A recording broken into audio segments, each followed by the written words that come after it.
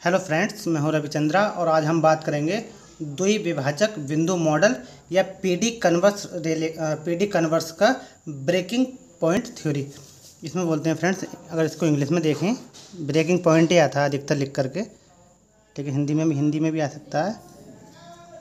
एक minute friends, breaking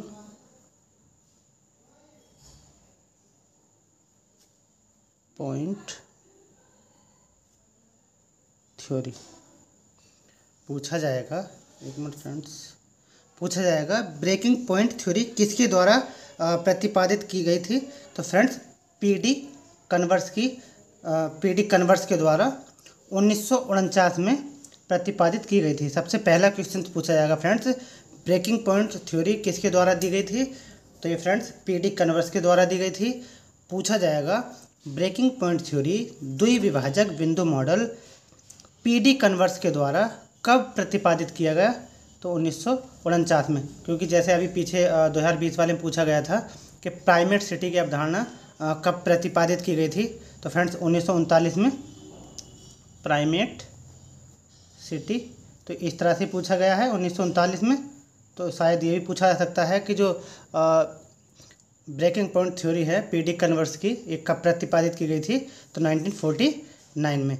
इसको देख लेते हैं। इसमें जो फ्रेंड्स क्वेश्चन बनते हैं वो मैथमेटिकल क्वेश्चन बनते हैं। मैं उसमें क्वेश्चन करके आपको दिखाऊंगा। लगातार बने रहिए वीडियोज़ में, काफ़ी हेल्प मिलेगी इस वीडियो से, क्योंकि क्वेश्चंस इस बार इस तरह का क्वेश्चंस आने की संभावना है। देखिएगा, पीडी कन्वर्स ने 1949 में इस सिद्धांत का प्रतिपादन किया। इन्होंने WJ रेली, फ्रेंड्स रेली का जो गुरुत्वाकर्षण मॉडल है, तो 1931 में, यानी कि 1931 में गुरुत्वाकर्षण नियम जो दिया था, परचून से रिलेटेड गुरुत्वाकर्षण नियम दिया था इन्होंने, रेली ने, न्यूटन के लॉ के अनुसार।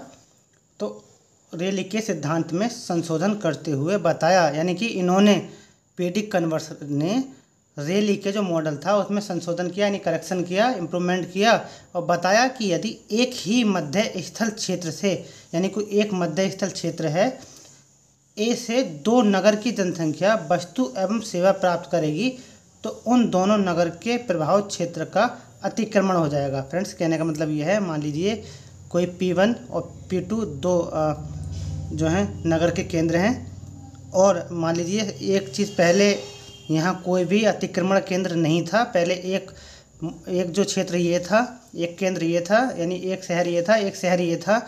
तो अगर इसको ज़रूरत पड़ी तो फ्रेंड्स ये यहाँ आता था लेने के लिए, और अगर इसको ज़रूरत पड़ती थी तो ये फ्रेंड्स यहाँ जाता था लेने के लिए। लेकिन समय के अनुसार परिवर्तन आया, और क्या हुआ, एक क्षेत्र बीच में ही क्या हुआ, डेवलप हुआ, जो कि जो वस्तु थी वो यहाँ मिलती थी, और जो वस्तु यहाँ थी वो यहाँ मिल जाती थी। तो क्या होने लगा, वो ये वाली वस्तु यहाँ से ना लेकर के जो बीच में जो ब्रेकिंग पॉइंट है, यानी कह सकते हैं जो अतिक्रमण का क्षेत्र है, यहाँ से ये वस्तु को क्या करने लगा था, अपनी तरफ को यहाँ से लेने लगा, ये यहाँ से लेने लगा। इसी को कहा गया था उन दोनों नगरों के प्रभाव क्षेत्र, यानी इस नगर का प्रभाव क्षेत्र ये, इस नगर का प्रभाव क्षेत्र ये, यानी कि ये कह सकते हैं फ्रेंड्स। तो इसका क्या होने लगा, अतिक्रमण होने लगा। आगे देख लेंगे, बहुत आसान है इसका, अगर फॉर्मूला से भी हो जाएगा। अभी देखते हैं इसको। रेली की इस कमी को दूर करते हुए पीडी कन्वर्स ने अपने ब्रेकिंग पॉइंट थ्योरी का प्रतिपादन किया। पूछा जाएगा किसने रेली की कमी को, यानी कि जो रेली की थ्योरी थी, गुरुत्वाकर्षण जो मॉडल था, उसमें संशोधन करते हुए किसने ब्रेकिंग पॉइंट थ्योरी का प्रतिपादन किया था। तो फ्रेंड्स ये पीडी कन्वर्स ने किया था 1949 में।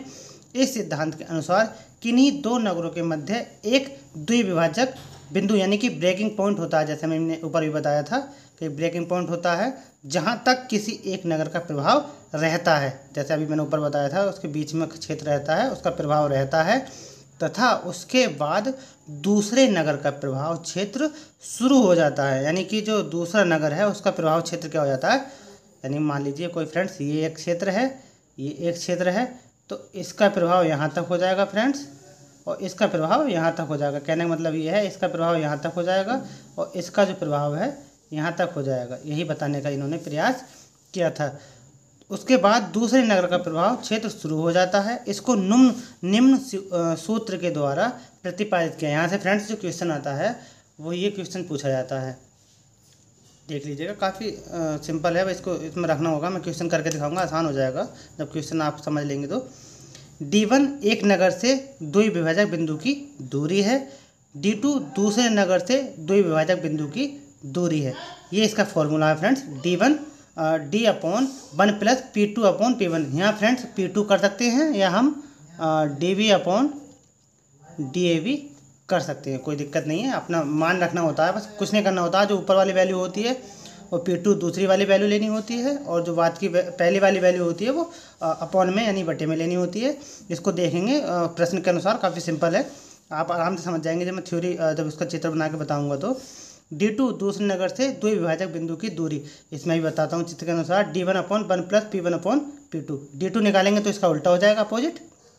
D बराबर 1 - 2 यानी एक व दो नगरों के मध्य की दूरी। P1 बराबर पहले नगर की जनसंख्या, P2 बराबर दूसरे नगर की जनसंख्या। फ्रेंड्स मैं इसको चित्र के माध्यम से यानी पेपर इसके क्वेश्चन के माध्यम से समझा देता हूँ, बहुत आसान हो जाएगा फ्रेंड्स समझना, क्योंकि ऐसे थोड़ा दिक्कत आएगी समझने में। तो इसको देखिएगा, काफ़ी आसान है। देखो इसमें पूछा गया है फ्रेंड्स, किसी प्रदेश में दो मध्य नगरों के बीच की दूरी। मान लीजिए फ्रेंड्स, एक नगर ये है, एक नगर ये है, दो नगरों के बीच की दूरी यानी ये तो दो नगर हैं, इनके बीच की दूरी यानी इनके बीच की दूरी यानी कि D मतलब दूरी कितनी है फ्रेंड्स, 400 किलोमीटर। काफ़ी आसान हो जाएगा, इसको एक बार समझ लेंगे, कभी गलत नहीं होगा, ठीक है। 400 किलोमीटर की दूरी हो गई। ये जो नगर है मान लीजिए फ्रेंड्स ये P1 है, ये जो नगर है मान लीजिए फ्रेंड्स P2 है, यानी P1 और P2 के मध्य जो बीच की दूरी है वो कितनी है, 400 किलोमीटर की दूरी है। यही बोला है फ्रेंड्स इसने, किसी प्रदेश में दो मध्य नगरों के बीच की दूरी, दो मध्य नगर हैं, एक ये एक ये, इनके बीच की दूरी 400 किलोमीटर है, यही बोला है। आगे देख लेते हैं, इसमें पहले नगर की जनसंख्या 4000 यानी P1 ये पहला नगर है, तो इसकी जनसंख्या है फ्रेंड्स 40,000। जैसे क्वेश्चन बोलता जा रहा है हम उसी हिसाब से बनाते जा रहे हैं। यानी इसमें पहले नगर की जनसंख्या 40,000 है और दूसरे नगर की जनसंख्या 10,000 यानी P2 की जनसंख्या 10,000 है। सिंपली लिख देते हैं 10,000 है, तब नगर से द्विविभाजक बिंदु किस दूरी पर होगा। द्विविभाजक का मतलब होता है फ्रेंड्स जो इसको और इसको अलग करे, ब्रेक करे। तो फ्रेंड्स ये जो बिंदु होगा इसको पूछ रहा है, ये जो क्षेत्र है इसके बीच की दूरी कितनी है। तो फ्रेंड्स सिंपल है, मैंने अभी फॉर्मूला आपको बताया था, देखिए आसानी से लग जाएगा क्वेश्चन। D बराबर या ब्रेकिंग पॉइंट बराबर या कुछ भी कर सकते हैं, D/1 प्लस P2 कर सकते हैं, या D1 फ्रेंड्स अगर P1 माना है तो P1 मान लेते हैं। अगर D भी यहाँ अब अगर शहर को हम D मान लेंगे तो D1 हो जाएगा, B मान लेंगे D भी हो जाएगा। मैंने यहाँ P1 माना है, और क्वेश्चन में कुछ भी मान सकता है, Q1 Q2 मान सकता है, बस हमें वैल्यू देखनी होती है, चाहे वर्ड कुछ भी दे। तो फ्रेंड्स मैं यहाँ P1 P2 ही मान लेता हूँ, आसान हो जाएगा।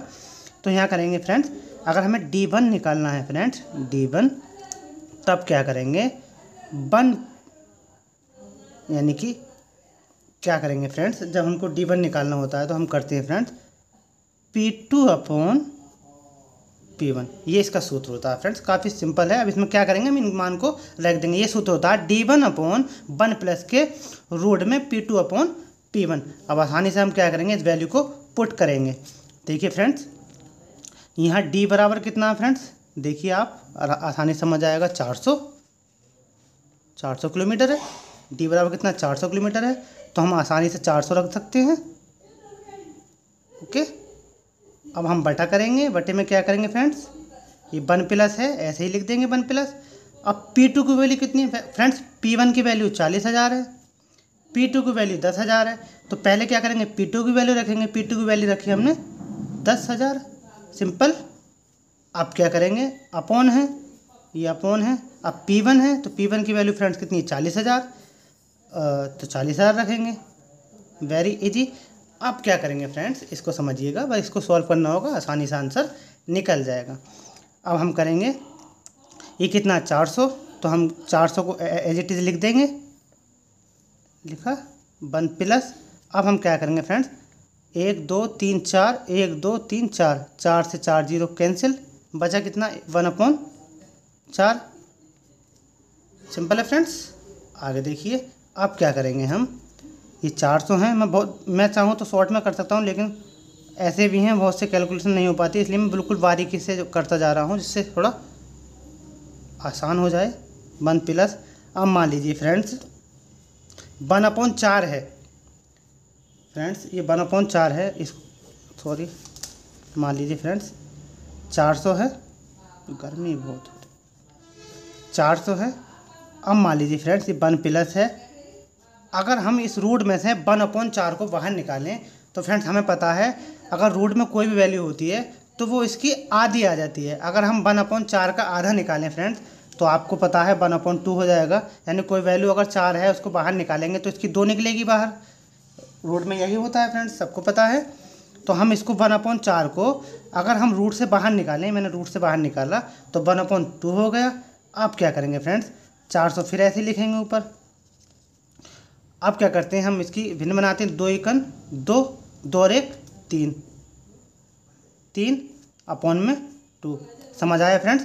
2 की गुणा 1 से करी, यानी कि 2 एकन 2, 2 हो गया प्लस 1, ये हो गया 3/2, तो 3/2। अब देखिए फ्रेंड्स क्या होता है, हम ये करते हैं, इसमें कोई भी वैल्यू अगर होती है तो 1 मान लेते हैं सिंपली। फिर क्या करते हैं, 400 कोई भी वैल्यू अगर भाग में होती है तो फ्रेंड्स ऊपर वाले के गुणा में जाती है, तो ये 2 हो गया। अपॉन में क्या हुआ फ्रेंड्स, ये बचा 3, क्योंकि हमने इक्वेशन हमें बनानी होती है तो 1/2 हो जाता है, तो 1 यहाँ आ जाएगा गुणा में, तो 1 का कोई महत्व नहीं है, इसलिए हमने 1 नहीं लिखा, आसान है। अब देखिएगा अगर हम देखें तो 4 दूनी 800, ये 800 हो गया, नीचे कितना है 300। अब हम इसको काट दें फ्रेंड्स, आंसर आ जाएगा, यानी कि 3 दूनी 6, यहाँ 2 बचे, यहाँ 20 हो गया। ठीक है फ्रेंड्स, 3 6 18, पॉइंट लगा लो, फिर 20 हो गया, 3 6 18, फिर 20 हो गया, 3 6 18, यानी कहने का मतलब ये है 26.66 किलोमीटर इसकी क्या हो गई फ्रेंड्स, ब्रेकिंग पॉइंट, यानी इसकी जो बीच का जो डिस्टेंस है वो निकल कर आ गई। इसी प्रकार से फ्रेंड्स हम P1 D2 भी निकाल सकते हैं, D1 भी निकाल सकते हैं, बस मैथमेटिक्स आना चाहिए। और ये जो सूत्र है फ्रेंड्स ये आना चाहिए, D/1 प्लस √ P2/P1। ये अगर याद होगा तो हम आसानी से लगा सकते हैं। यानी मान लीजिए अगर हमें नहीं पता है तो फ्रेंड्स क्या करते हैं, जो वैल्यूज पहले दी रखी होती है उसको P1 मानेंगे, जो बाद में दे रखी है उसको P2 मानेंगे। बस इतना करते हैं। अगर D1 निकालना होता है तो P2 ऊपर रखा जाता है, D2 निकालना होता है फ्रेंड्स तो P1 ऊपर जाता है, P2 नीचे जाता है। तो फ्रेंड्स अगर आपको अगर अच्छी लगी हो, समझ आया हो तो फ्रेंड्स लाइक कर सकते हैं, वीडियो को सब्सक्राइब कर सकते हैं अगर नए हैं। तो मैं कोशिश करूँगा कल को प्राइमेट्रिसिटी के जो कॉन्सेप्ट हैं उसको क्लियर करने की, और मैं कोशिश करूँगा धीरे धीरे एक एक करके जो भी थ्योरी हैं सेटलमेंट की सभी को करने की। तो अगर अच्छी लगे तो लाइक कर सकते हैं, शेयर कर सकते हैं, सब्सक्राइब कर सकते हैं, जो आने वाली जो वीडियो हैं आपके पास आसानी से पहुंच सके, क्योंकि मैं कोशिश करता हूं बिल्कुल 0 लेवल से सबको बताने की, जिससे आसानी हो समझने में और क्वेश्चन जो आया एग्ज़ाम में तो ख़राब ना हो। तो फ्रेंड्स चलिए आज के लिए इतना ही। Thank you so much, bye.